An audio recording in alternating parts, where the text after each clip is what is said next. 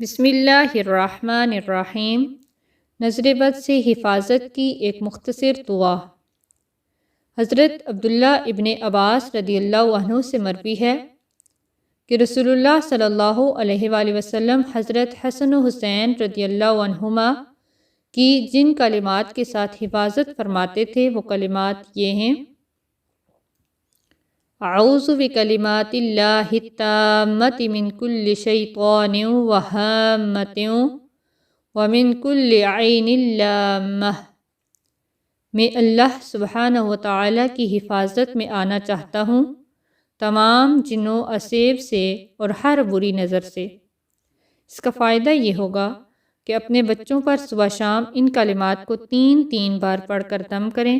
انشاءاللہ تعالی نظر سے حفاظت رہے گی اور لگی ہوئی نظر بھی اتر جائے گی انشاءاللہ، اور شیطان کی شر سے حفاظت میں رہیں گے انشاءاللہ۔